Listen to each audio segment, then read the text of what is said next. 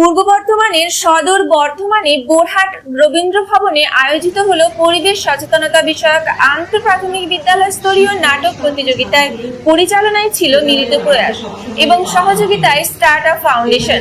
এই প্রতিযোগিতায় আন্তঃপ্রাথমিক স্তরীয় প্রতিযোগীরা উপস্থিত ছিলেন এবং এই প্রতিযোগিতায় প্রধান অতিথি হিসেবে উপস্থিত ছিলেন মিলিত প্রয়াসের সম্পাদক ও সভাপতি এবং উপস্থিত ছিলেন বর্ধমান শহরের বিশিষ্ট শিক্ষক ও শিক্ষিকারা। ক্রাইম প্রেস বেঙ্গল নিউজের থেকে শেখ নাইম হাসান ও আলী মির্জার রিপোর্ট। মঞ্চে উপস্থিত যে সমস্ত গুণী মানুষ উপস্থিত রয়েছেন, আমার পাশে রয়েছেন, তাদের সকলকে প্রথমেই শ্রদ্ধা জানাই। মঞ্চে উপবিষ্ট যারা উদ্যোক্তা আছেন তাদের সকলকে আমার আন্তরিক শ্রদ্ধা জানাই। যারা উপস্থিত দর্শক তাদেরকে আমার শ্রদ্ধা জানাই আর ভালোবাসা জানাই কচিকাঁচাদের। এই কচিকাঁচাদের নিয়ে যারা কাজ করছেন তাদের উদ্যোগকে সাধুবাদ না জানিয়ে তো পারি না। এই কয়েকদিন আগেই অনেক স্মাইল যেমন যে কাজটি করে গেল, সেই রকম কচিকাঁচাদের নিয়ে এই কাজ যারা যারা করবেন তাদের উদ্যোগকে সাধুবাদ জানাতেই হয়। এই মহতী উদ্যোগকে আমি সাধুবাদ জানাই আর বলি কচিকাঁচাদের মধ্যে অসীম সম্ভাবনা।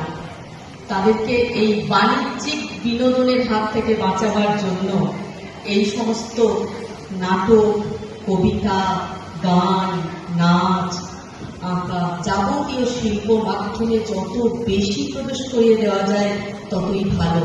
কারণ আমরা বড় কঠিন সময়ে দাঁড়িয়ে আছি। এখন এই বাচ্চারাই আমাদের মেরুদণ্ড।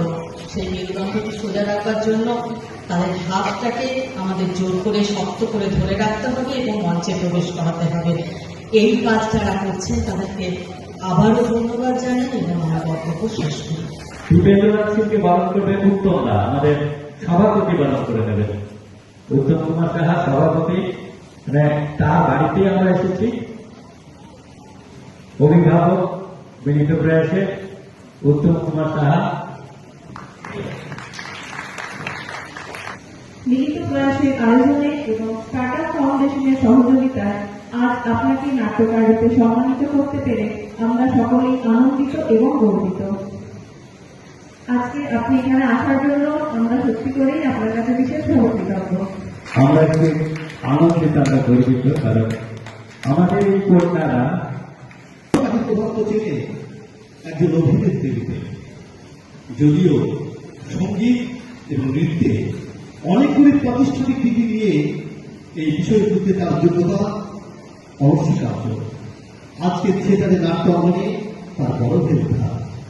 গোলাপ সুন্দরী নাটকে নাম ভূমিকায় অভিনয় করে বুঝিয়ে দিয়েছিল, আমি থিয়েটারে আছি এবং থিয়েটারেই থাকবো।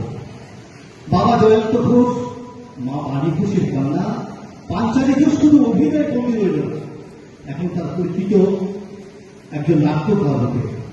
অন্ধের হাতে থেকে শুরু করে বর্তমান সময়ে তার কলম দিতেছে দাবার কীর্তি দাবের মতো মঞ্চ সফল নাটক। নাটকের কবিতার যুগেতে বর্তমানে বিশ্বকে নাটকে পিএইচডি করেছে। একাধারে অভিনেত্রী ও নাট্যকার রূপে পাঞ্চালী ঘোষ মহাশয়কে মিলিত প্রয়াসের পক্ষ থেকে সম্মানিত করে মিলিত প্রয়াস নিজেই সম্মানিত নিজেই করতে বোধ করে। তার আগামী দিনের পথ চলা উজ্জ্বল হবে এই আশা ব্যক্ত করে। অলোক ধন্যবাদ।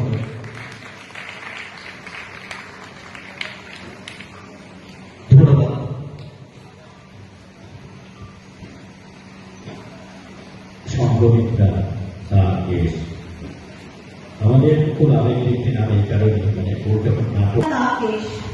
বর্ধমান সংস্কৃতি মঞ্চে চুপ দরজাটা নাটকে তার অভিনয় দেখে তারই এলাকার জাহাঙ্গীর বাবু বিড়বিড় করে বলে উঠেছিল, আরে এ তো আমাদের খুব চেনা, ছোটবেলা থেকে দেখেছি।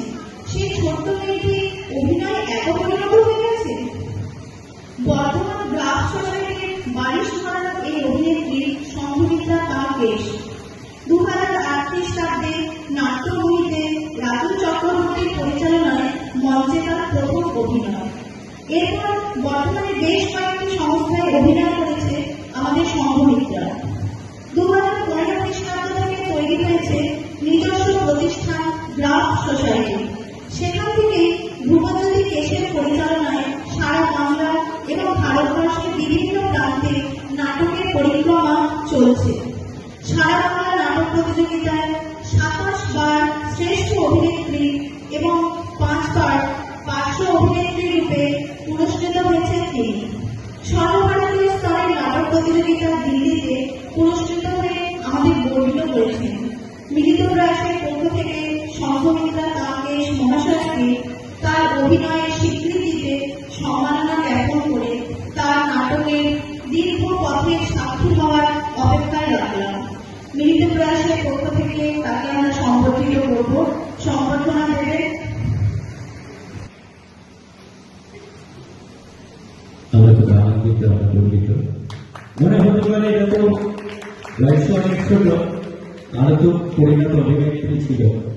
আমরা চেয়েছি আজকে আশীর্বাদ স্বরূপ এখান থেকে উৎসাহব্যঞ্জক সম্মাননা গ্রহণ করুন। এবং বনবীর শ্যামাপ্রসাদ মহাশয়